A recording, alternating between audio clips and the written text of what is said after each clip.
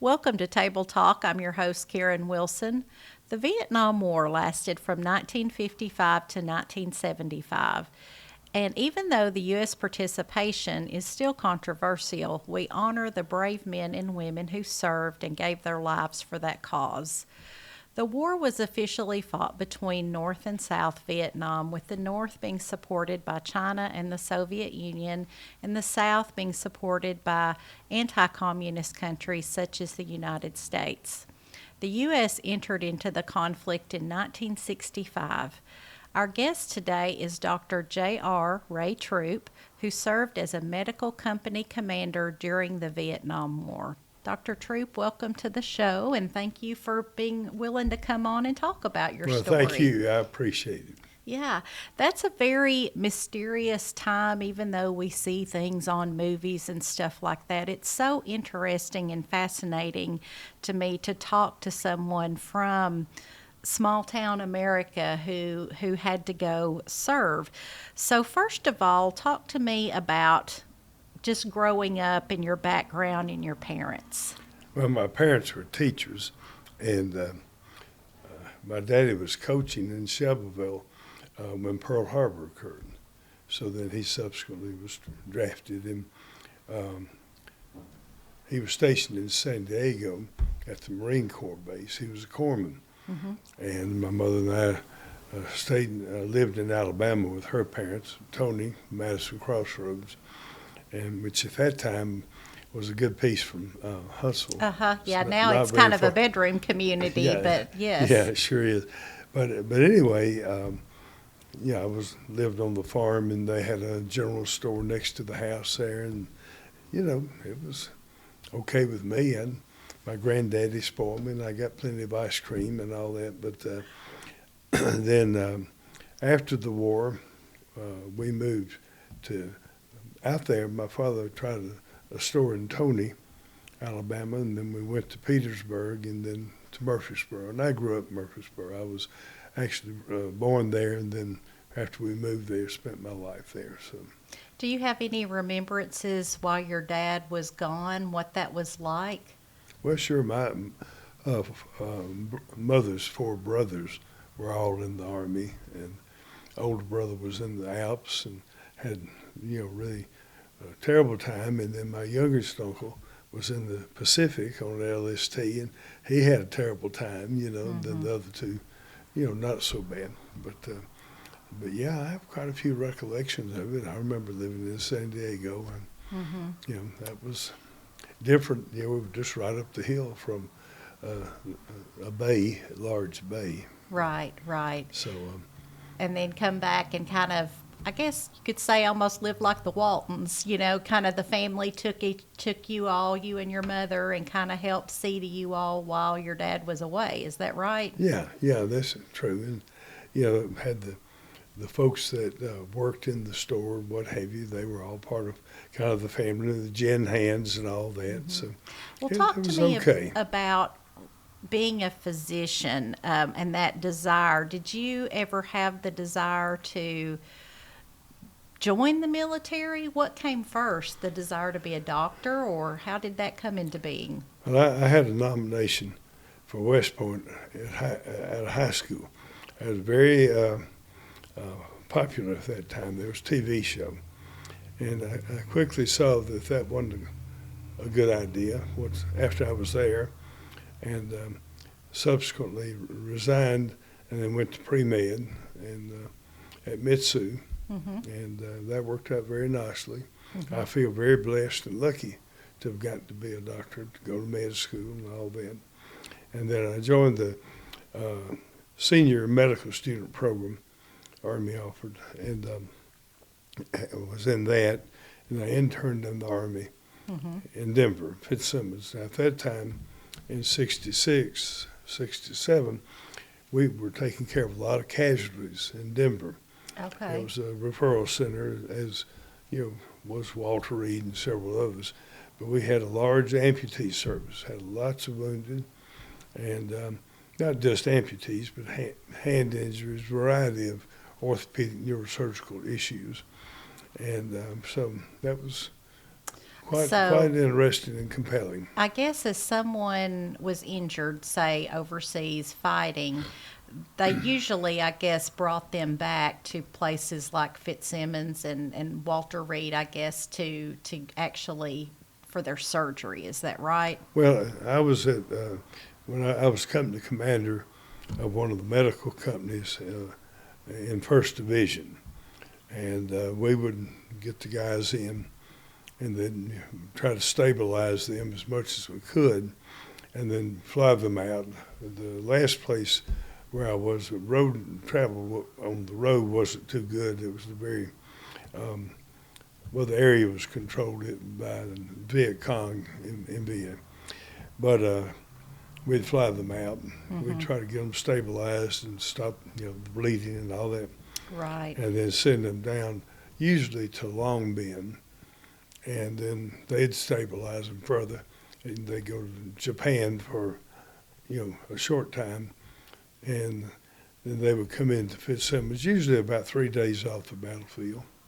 It was amazing, really, the advances in trauma surgery and just the care of the wounded compared to Korea, which also had many advances compared to World War II. So military medicine was, quite fascinating.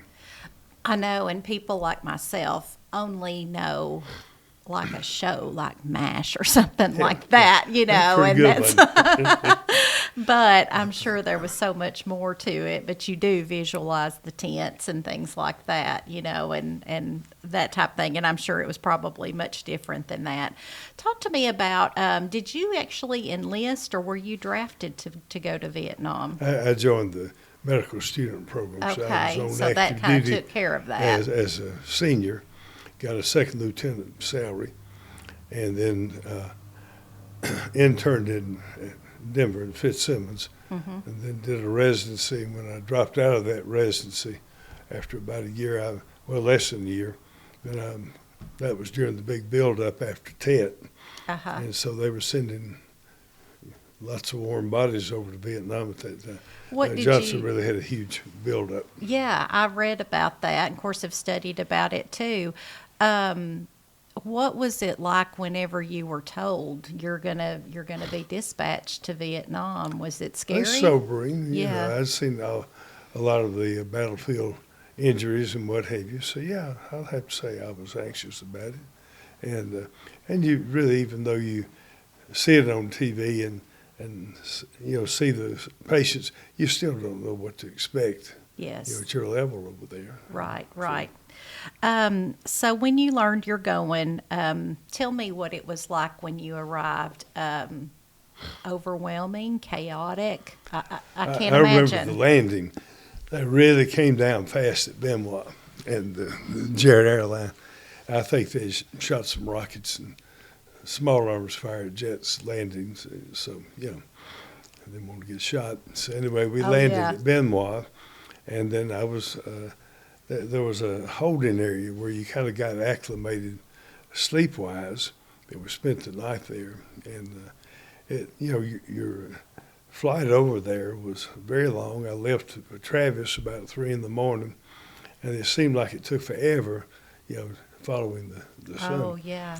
To get to Hawaii, and then you went to Guam, and by the time you got to Saigon, it had been close to 23 hours when we deplaned, and so they give you a day to kind of, get reset.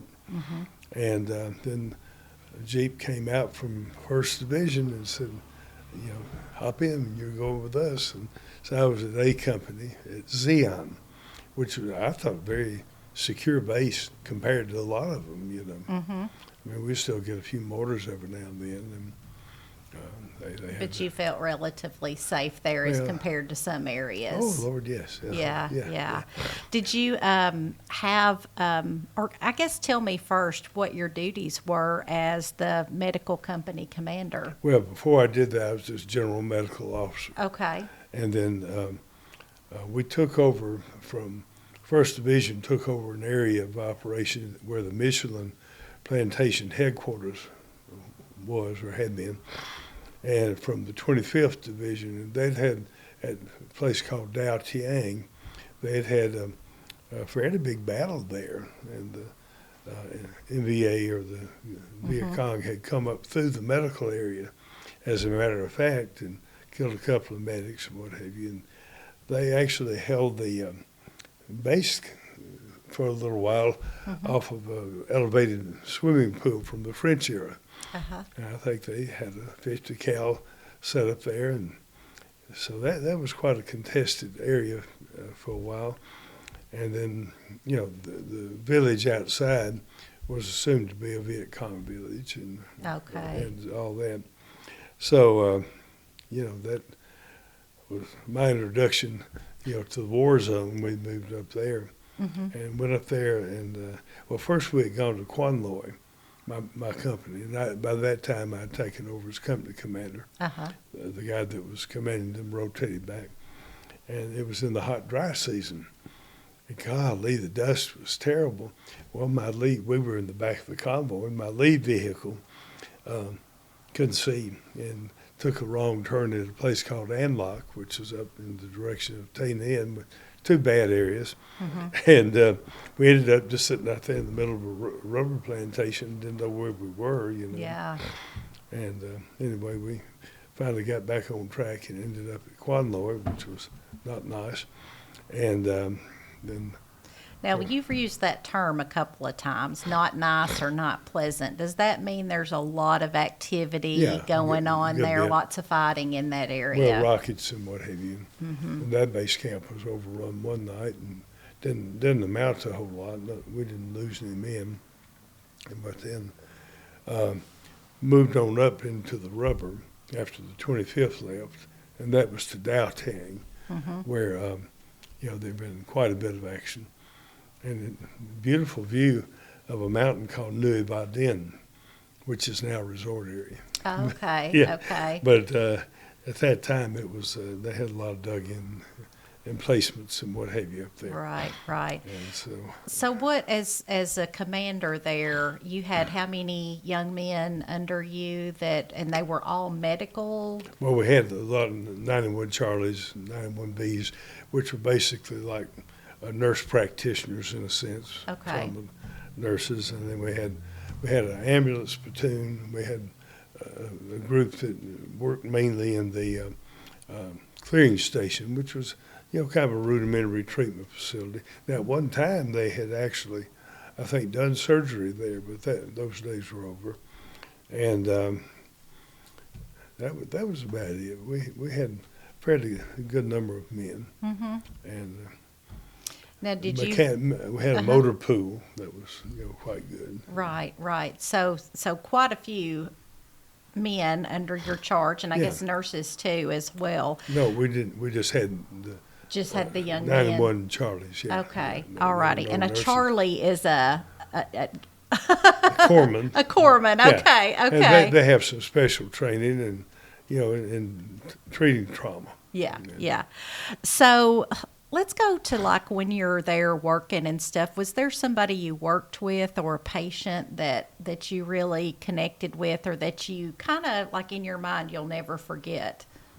I think the most memorable character was Madame Nab, and she had an orphanage the outskirts of Saigon.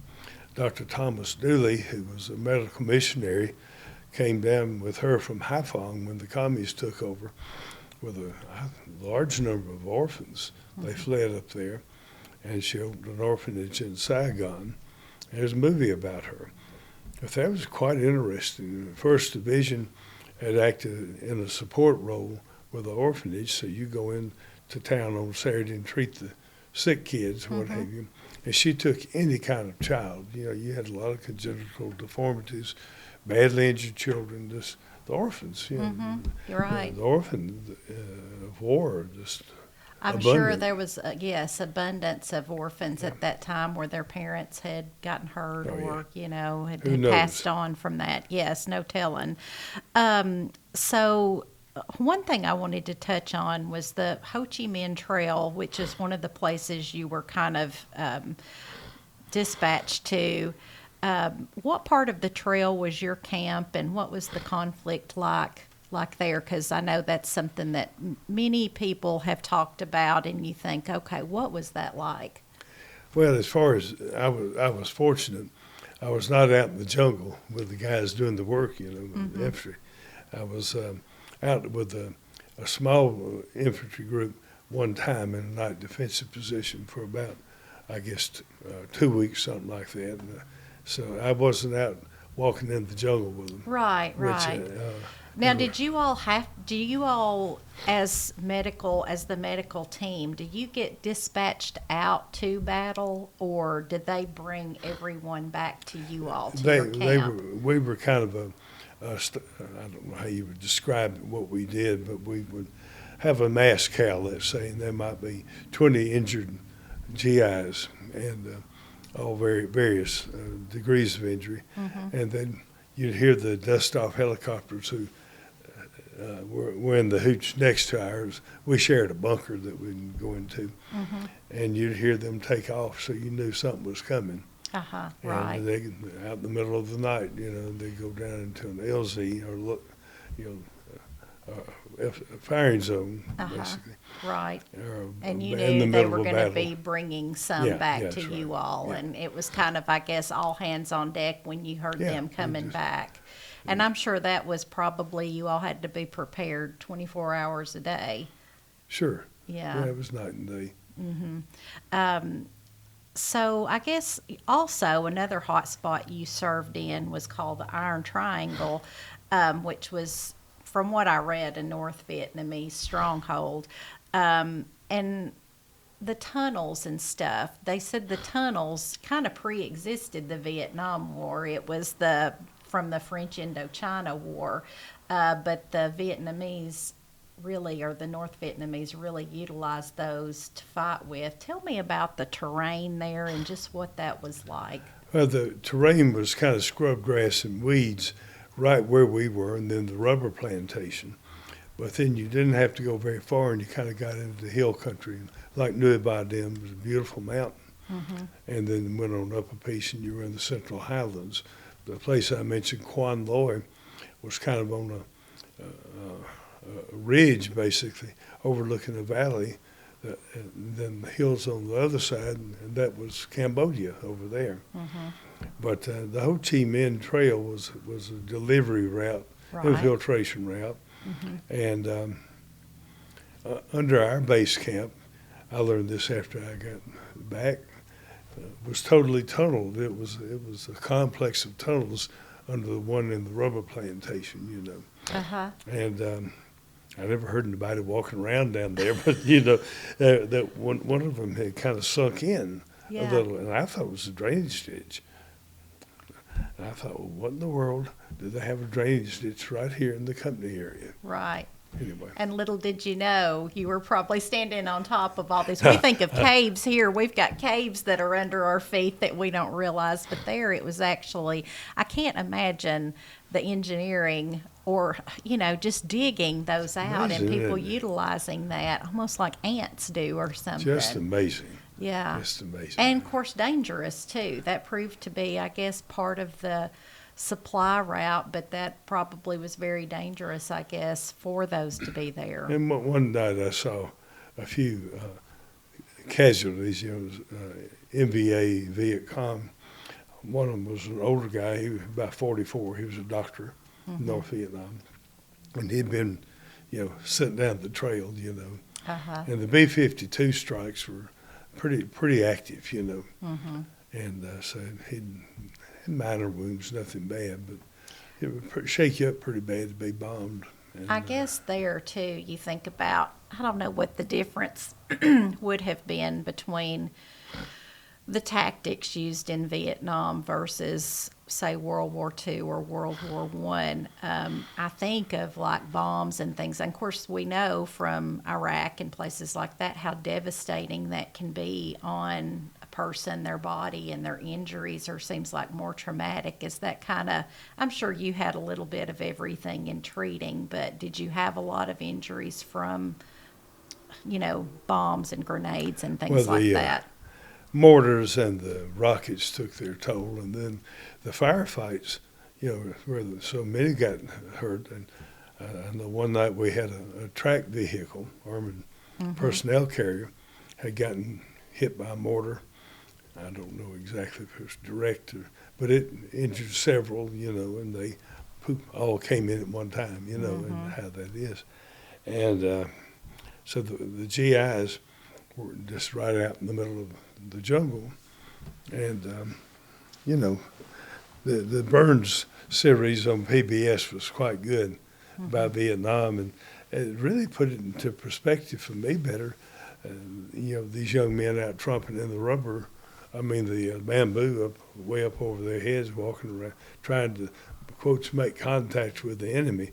Now, what possibly could go wrong there? But anyway, that's the way it was. Oh, yeah. And, I could, and that's another thing, I guess, unless you visited someplace like that, you can't even begin to imagine the jungle and what it's like. And as I said, being, deciduous area here and everything that we know, but then being transplanted into a true jungle and the heat and just the filth and everything probably is very hard on someone and very traumatic, I guess. Well, it's different, needless to say. And like the pit vipers. One of my old friends, he was a special forces type guy in Vietnam, and they called it a step and a half. Pit viper, if it bit you, you make it about a step and a half and you drop dead because of potent neurotoxin. Yeah. I mean, I read about those and see those and they're the deadliest snake, basically, that there are. It We kills had you one very hung quickly. on the company bulletin board there. A little snake like that nailed up there, and I'm thinking, ooh. And that's enough to make you shake your boot out. Yeah, in what's the your morning. step? I'd say Yeah, so. We that's don't right. have those here, thank goodness. No, Thank not goodness. that I'm aware of. So what part of operations, I guess, your unit, you were in, as I said, one of the places was that Iron Triangle. What was your unit doing that time? I guess they were taking in all the injured. Yeah, we were in support of 1st Brigade, Okay. and we had moved up to take over from 25th Division, 1st Division had, and we were operational in that area for a good while. And they rotated divisions in and out for various reasons, which were unknown to me, of course. And we up there we didn't go out into the jungles and or out into the villages, but now prior to that, when we were down south a piece, we used to do med caps. We would take care of the civilians. We'd go to villages, and there was a Catholic orphanage that we went to a time or two. So You don't really hear a lot about that part of the history, about how we did try to help even the villagers. And of course, we were there to help the South Vietnamese and stuff, but I guess you all kind of reached out to anybody that you could help when you we could. took care of quite a few civilian casualties and various types, what have you. The roads were dangerous. The big army trucks and a lot of the civilians rode on Lambrettas, little motor scooters, and that's a bad mixture, having the motor scooters up and down and the big deuce and a halfs going up and down the road, and the dust and the dry season. Just a very dangerous time for civilians there It too. was, Yeah. and not to speak of the war. Right, yeah, going on right around in their villages That's and right. things like That's that. right. So you told me, when we were talking about you coming on the show, that you really hadn't spoke publicly, about Vietnam before. What would you like our audience to take away from this moment in history that, November kind of turns into a remembrance of our veterans, and that's such a wonderful thing. Vietnam is one of those areas that's, even though we study about it, it's still a mysterious time. But what do you want our audience to know about it? I just think the young men that were sent over there, and I know how much conflict there was at that point in our country about our role there. I think just did a wonderful job, and they were had to endure some awfully bad situations. Mm-hmm. And I'd just like to tip my hat to them. It was a real privilege to have gotten to look after them as best I could. Now, you don't feel adequate. Mm-hmm. I never felt adequate to the job, and I don't know how you can feel adequate looking after badly wounded young men. And you just do the best you can. But when you're the one helping them from their perspective, you're almost like their angel. You are the one that is hopefully going to see them through this terrible time and get them to where they can get home again. Get them home. Yeah, I know that was your main focus probably was to get sure. people to where they could go home to see their families again. Or live. Yes, Keep yes. them alive. So I guess And, you got to come home. What year did you get to come back to the States? Came back in '69. Okay, Yeah. and so we had a few more years. Oh, my Yeah. goodness, yeah. Mhm. Yeah, and the death rate over there actually was worse toward the end of the war, And the last few years. Now, did you experience any negativity? I don't think that was such a thing here in the rural No, area as it was in major cities. Oh, yeah, I felt like being on active duty, like in Denver, people, you wear your uniform out and they didn't treat you with much. Really? Yeah, In other states and places. Well, where I ran into it the most was at the University of Colorado. Mm-hmm. I went to interview for a residency there, and I didn't feel like the young man that was doing that was particularly polite, but, that was his thing. Yeah, lots of feelings that, we are going through a similar time like that right now, right. seems like. Interesting. And so it's funny how we kind of come full circle, but I appreciate you coming on to Table Talk so much and telling you. that. It's Thank a you. fascinating time, and it's a just wonder that we get to talk and have just a little bit, as I said, a mind's eye into that area. And It's lot always learn good to from. reflect on the past. I think history can teach us a lot of lessons. I'm not sure we learn them, but it teaches us a lot. It does, and it's never too late to keep going over those same No, it's lessons. not. It's not. And I thank our audience for joining us today. We hope you found this very informative and helpful and interesting. We invite you to come again next week for more Table Talk.